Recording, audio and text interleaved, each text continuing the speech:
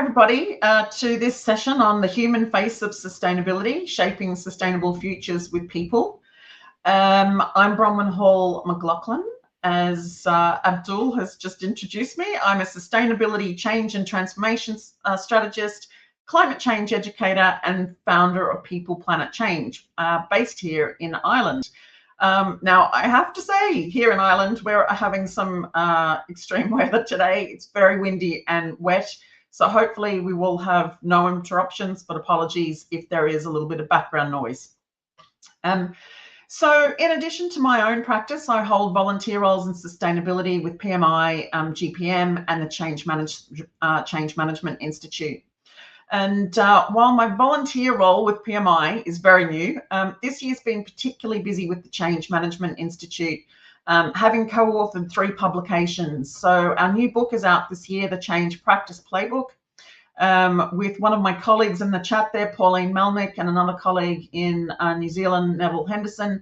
We have co-authored with our change community the first Sustainability in Change Management Guide for the profession.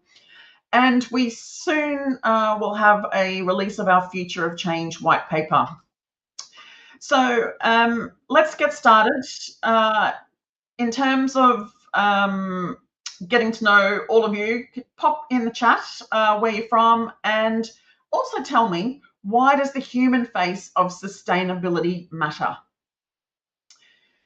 So today we're going to be exploring why sustainability success depends on people, 3 human levers for sustainability, and some practical tools and reflection to apply in your projects. So why does the human face of sustainability matter? I would love to hear your thoughts in the chat. While you're doing that, I will keep going because I know we're going to be a bit short on time in this session. So first of all, I want to anchor this conversation in the SDGs because they remind us that sustainability is not one thing. It's climate, environment, and people together. When most people hear sustainability, they think carbon and net zero. And SDG 13, climate action, is obviously central. It's what is driving a lot of the work at the moment, cutting emissions, building resilience, and managing climate risk. But it's not climate alone, as most of us know. The SDGs also call out other environmental goals like clean water, sanitation, responsible consumption and production, and sustainable cities and communities. So the transition is also about nature, resources, pollution, waste, land use, and biodiversity. But ultimately, all of that lands on people. And many of the SDGs are explicitly social. So they focus on health, decent work, reduced inequalities, strong institutions, and partnerships. And climate change and environmental change affect who's healthy, who's safe, who has a job, and who can afford energy or food, and which communities are going to thrive or struggle. And this is where project professionals come in. Projects are how our organisations can turn these goals into reality, how we design systems, choose suppliers, set priorities, and allocate resources. Every project decision has a planet dimension, prosperity or economic dimension, and also a people dimension. And the human face of sustainability is about holding all 3 together.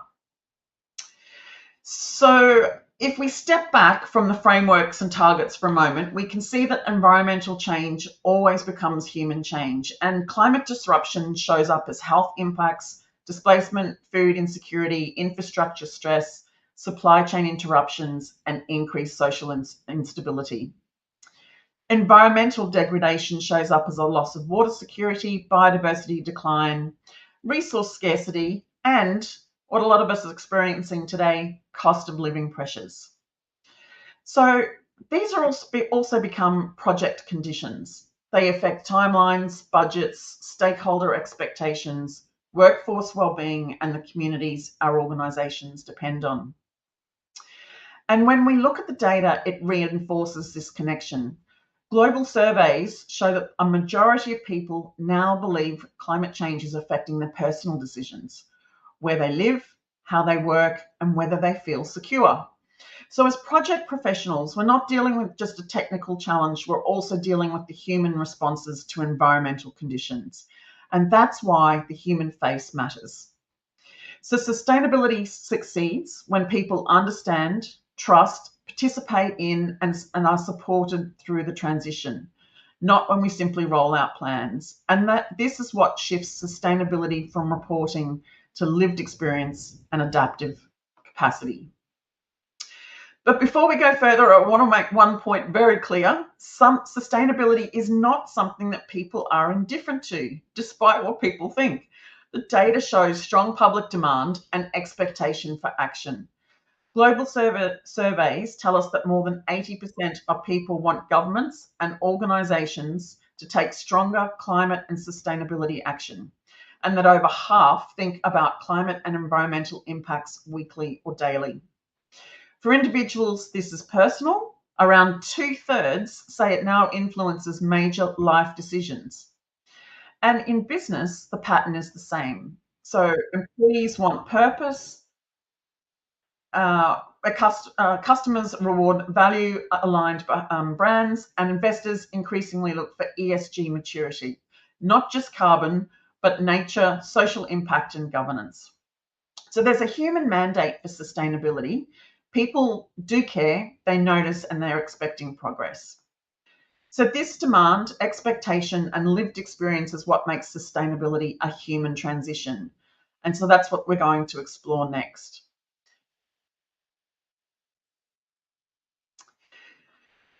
So in our organisations, we invest heavily in strategy, technology, frameworks, and reporting. And yes, all of those are essential to start moving the dial on sustainability. But as we know, that they don't deliver change by themselves. So it's not about AI dashboards or ESG reports. It's how we turn up and act in the world. And so we need people to make really good decisions that weigh trade-offs, spot consequences, ask difficult questions, and influence the priorities. So we need humans to change behaviours and mindsets, because sustainability is not just a technical shift, it's a cultural one. And we need people to rethink, what do we mean by value? What do we mean by success? Challenge the norms and adopt new ways of working and living. And because we need humans to take action, and it's not mandated, we really need them to understand it, believe in it, and feel responsible for it. And so sustainability is fundamentally a human experience. So if sustainability success is determined by people, where do we act? So many of you will have seen change models like ProSci, Cotter, and a wide variety of other models. And while they help structure a lot of change efforts, they don't tell us where we get the biggest return on effort. And particularly like this model from Donatella Meadows, who some of you would know from her systems thinking work. But her leverage model helps us to see that organisations intervene at the weakest levels. So we look at events, reporting, training, communications, when the real leverage sits in the structures, foresight, shared values, and mindsets. So we need to focus on things like ownership, capability, behaviour, meaning making, and equity. And these are where project professionals can drive the greatest impact. And across research, personal interviews I've done with sustainability leaders, and lived experience, 3 human levers stand out as the difference between intent and impact. So here is where we see the imbalance. We pour a huge amount of effort into governance, tools, and reporting, and far less into capability, trust, well-being, meaning-making, and voice. And these are the things that actually shift and, more importantly, embed change. So we're going to explore these and some practical actions that you can take. So the first lever is ownership and capability. And we know through the work that we've done at the Change Management Institute that leadership still is the biggest driver for success in change. But with the work that I've done with sustainability leaders, what we find is that leadership with purpose remains the most critical factor. And so how can this help us in our project roles? We need to think about how we can equip our leaders to speak with purpose. We need leaders who are able to link their sponsorship messages for changes that we're driving to sustainability. So they need to be able to show relevance and talk credibly about the benefits for people, not just about the delivery milestones and the technical benefits that we're going to deliver. Secondly, we need to get our sustainability lead to the table. So we need to ensure that they're involved in our governance forums so that decisions will be made with a sustainability lens. So as one sustainability leader told us, that we can have more impact if we're invited into the conversations early. It's too late once the solutions are designed to bring in the sustainability leader to get a view about suitability of those solutions. So we need to bring them in early. Thirdly, we need to make education a priority. One thing that really took me by surprise when I spoke with, when I interviewed a number of sustainability leaders, is the number of leaders that don't understand the details around sustainability and how it affects the decision making. So we need to make sure that it's not assumed that those leaders have the information and the knowledge to make good decisions. We have to work with them to build their capability and support their growth too, and coach them constantly through the project to include sustainability thinking. And we also know from our Future of Change work that distributed leaders and influencers are how a lot of change is going to be driven in the future. So we need to leverage people like our departmental champions, green teams, and other internal advocates to help scale the change. And that means equipping these passionate influencers with recognition, support, and pathways for their education and capability building as well. And then finally, in terms of ownership and capability, we want to use frameworks that are going to help people to see how their role contributes to sustainability. And Project Drawdown has some great job action guides that help to define how different functions across our organisation can get clarity around how their role contributes and give them confidence to be able to help partner with us to solve the sustainability challenge. So if we move on to lever 2, and I'm just going to do a quick time check. I think we're good. All right. So lever 2, this is not just about communication, right? So often, we've seen organisations who just pump out a bunch of communications about what we've done, what we're doing next, but that is not going to build the trust or create that sense of meaning that employees and those impacted by change need. So it is very much about creating an environment for changing mindsets. So some tips about what we can do as project professionals in this area. So talk to me about sustainability without talking to me about sustainability. I think we heard Joe talk about that in the opening session today, that people rarely connect to climate language. What they do connect deeply with, though, are the co-benefits that go along with the changes that we make in climate and environment. So they fully appreciate safer work. They understand cleaner environments and less pollution. They understand better quality, pride in place, innovation, community impact, and improved well-being. And so if we can talk to them in their own lived experience, this will help to connect them with how they can take action. Secondly, in talking with a lot of the sustainability leaders, this aspect of building capability is a key lever. So what we need to do is ensure that when we're talking about not only the changes from our project, whether that's a digital project, changes in strategy, changes in org structures, or implementing or building projects. What we need to help people understand is how sustainability is embedded in that training. And in particular, we need to make sure that the training is contextual. So some of the leading organizations have learned from early experience that just providing generic sustainability training is not enough. We need to make sure it's contextual and linked to roles.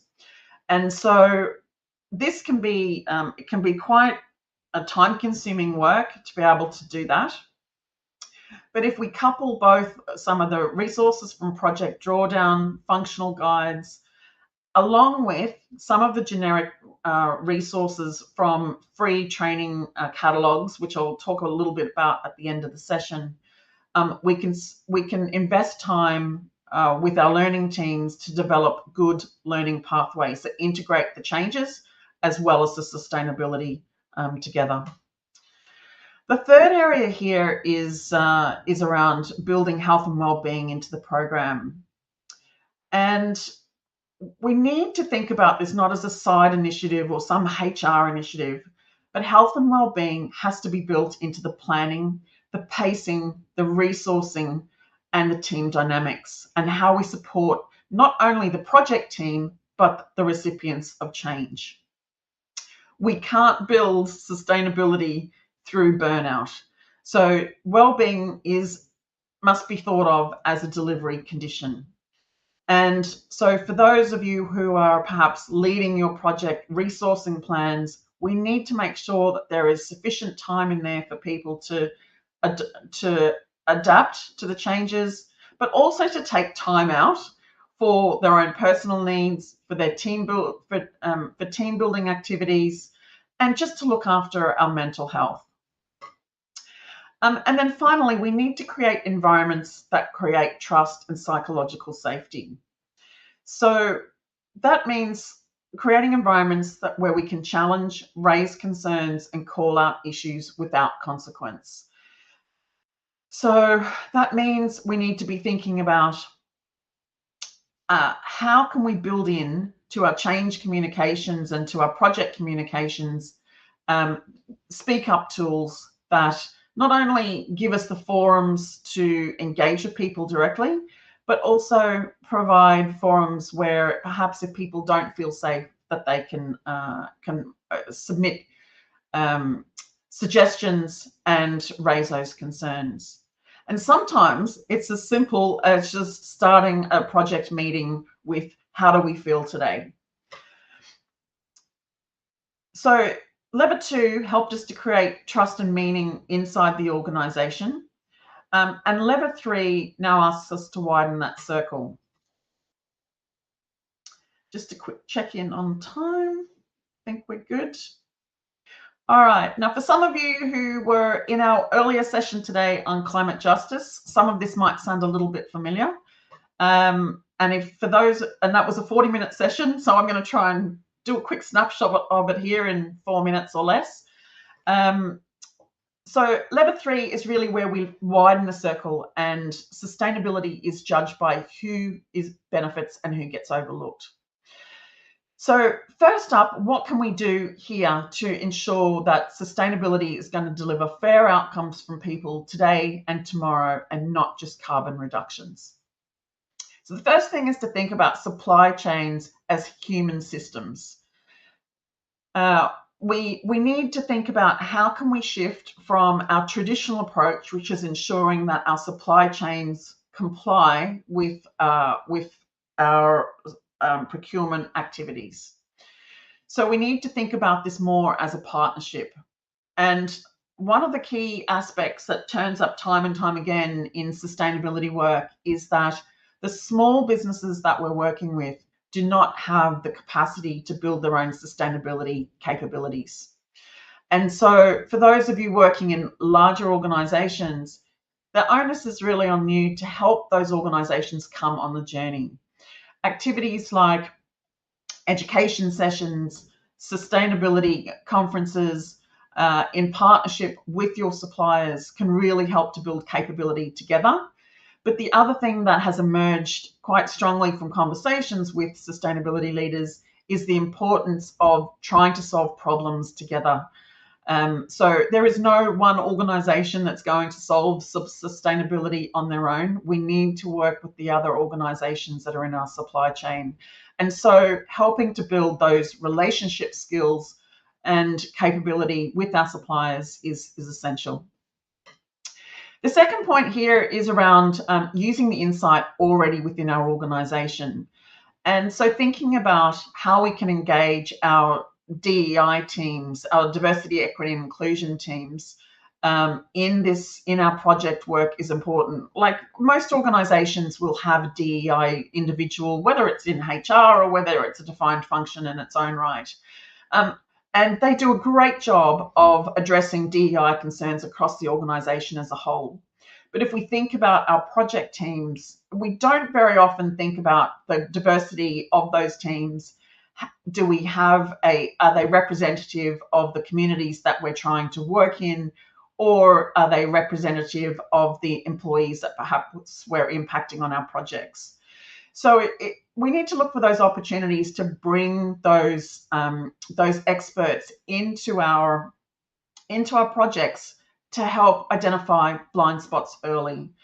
So that might be employee research groups. It could be other advocates within our communities. And if they don't exist within your organisation, there are certainly other organisations within our community that we can seek out to help bring those perspectives. And then the third aspect here is around co-design with fairness. So we need to ask whose voices are present and who's missing, who's carrying the cost of the changes that we're making, and whether potentially there are any unintended consequences of whether it's the change that we're putting into place, whether that's technology or strategy, as we talked about earlier, but also if we're implementing climate solutions, whether those climate solutions are creating unintended consequences. So one of the things that we can do to help in terms of co-design for fairness, and if you attended the Climate Justice Program earlier, we went through this in quite a lot of detail. So if you'd like more on that, I would recommend getting a copy of the presentation from that session. But we'll just touch on it very lightly here, just in terms of making sure that we're kind of checking privilege and power in the project teams that we're working in. So what do we mean by that? So we use a tool called the Power Wheel, which helps us to understand the levels of power that not only how our own level of power, but also the people on our project team. And so we need to be thinking about whose experience is being highlighted or focused on when we're implementing change and projects, and who is invisible in our decisions. So some groups will naturally have more control, influence, and resources, and others will have less protection. So if we take a look at the dimensions on the wheel, what we see are everything from mental health, neurodiversity, skin color, gender, other hidden factors which might be around caring duties or current wealth. It might be around citizenship. So we need to think about who is making those decisions and how else can we invite others into that conversation. So have a think for a second just about where you fit on that academic wheel of privilege. Think about the project that you're doing today. And think about who is not being represented in those projects that you're delivering.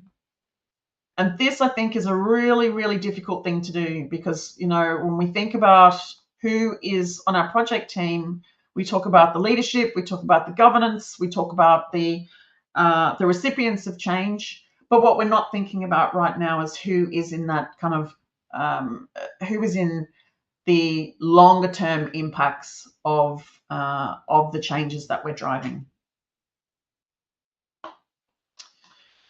All right. So today we've just scratched the surface on the human face of sustainability. There are many human factors to consider in our work and to integrate into sustainability. Hopefully, most of you caught Joel's session earlier on GPM and the partnership with PMI. But I did want to highlight that GPM P5 considers both product solutions, so what we're developing as a result of our change and transformation programs, but also focuses on practices. And as you'll note on the second line of that of the P5 model, that it emphasises the need for fairness in the way that we approach our work. And so the P5 ontology is also structured around 3 subcategories, one of which is people, the other 2 being planet and prosperity. Within people, we find that there's 4 subcategories: labour practices, society and customers, human rights, and ethical behaviour. And when we drill down, our model also highlights there's 25 different people impacts. So while I've just scratched the surface today, this is a brilliant tool to help you identify where that human face of sustainability exists on our projects. So final tips: sustainability is everyone's job, including project managers, which is obviously why you're here in this session today.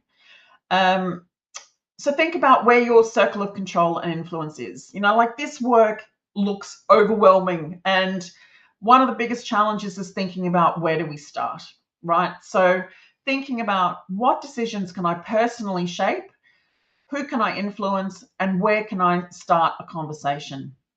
Work in the space that you've got today, and that's where momentum is going to be created. Secondly, sustainability is a team sport. So as I mentioned earlier, we really need strong relationships and networks to be able to solve this challenge. There's no single function in the organisation, not even the sustainability function, that is going to be able to solve this alone. So we need leaders, project professionals, change professionals to help us work through the sustainability challenge.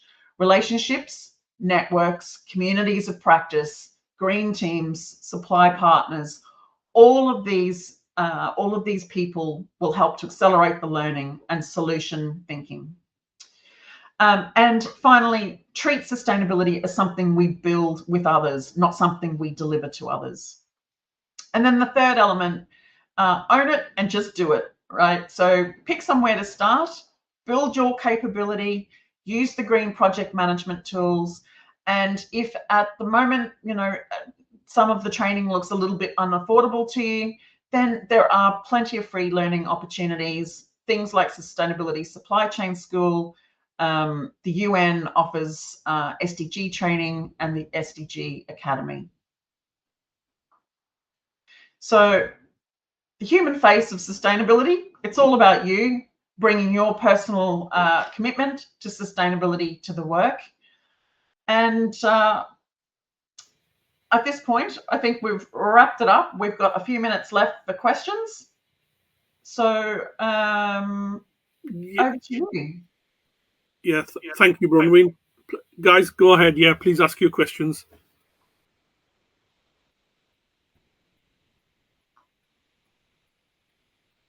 Oh, Daniel has submitted there in the chat, really important tool around inner development goals. I'm not sure if my good friend Sarah is on the call today, but the inner development goals is a really useful tool to explore the kind of leadership behaviours that you need to drive sustainability. So Daniel, thank you for sharing that fantastic tool as well. Any other questions? There's nothing in Q&A. Oh, there we go. One just popped in. Yeah, Stuart. Thank you, Stuart, my good friend Stuart, who brought me along to this session last year, I think it was, Stuart. So thank you. You like the concept of developing sustainability together between organisations. Can you share any examples of where this has been done effectively? Great question. Thank you, Stuart. I think, there are a lot of examples around organizations thinking about who and how they partner. So we see this in, for example, organizations that are shipping goods to other locations.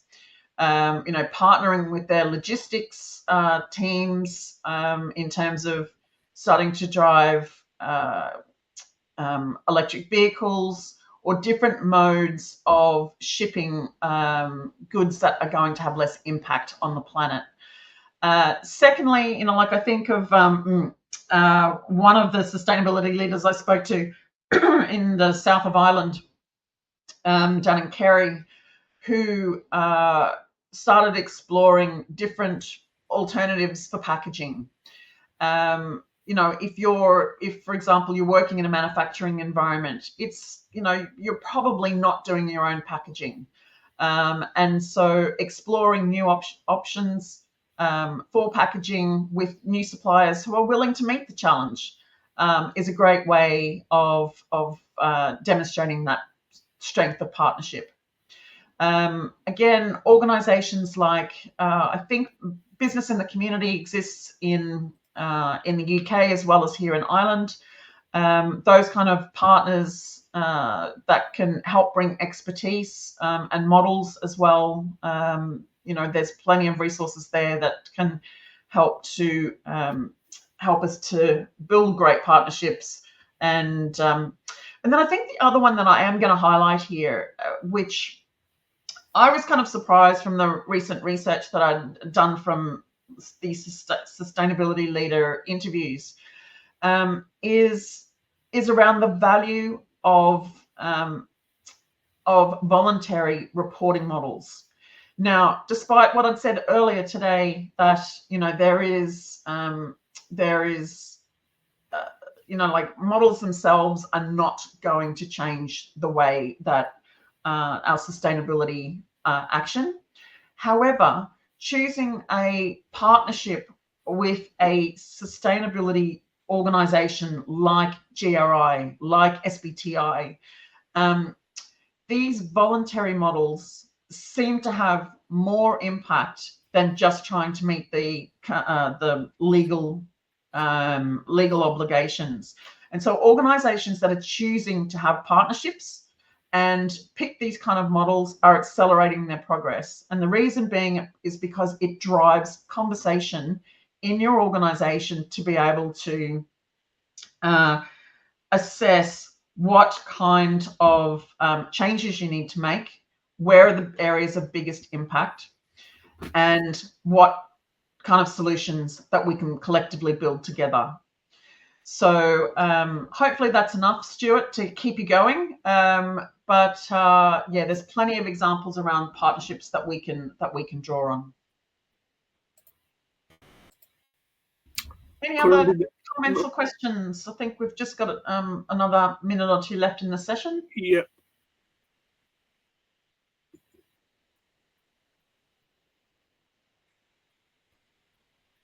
While we're waiting for questions, there's a link that Ritika has just put on the chat for your PDUs and a survey as well. So if you could click on the link into the Mentimeter and fill in the survey, please, and that will enable you to get your PDUs as well. All right, so we'll wrap up the session there, I think. More than happy to connect with anybody who wants to have further conversations. You can find me on LinkedIn. Thank you very much for your participation in today's session. Hope you enjoy the rest of the summit and look forward to all of the people power that's going to happen out there on our projects. Thanks very much. Yeah, thank you very much, Bronwyn, and thank you to our audience for joining this session.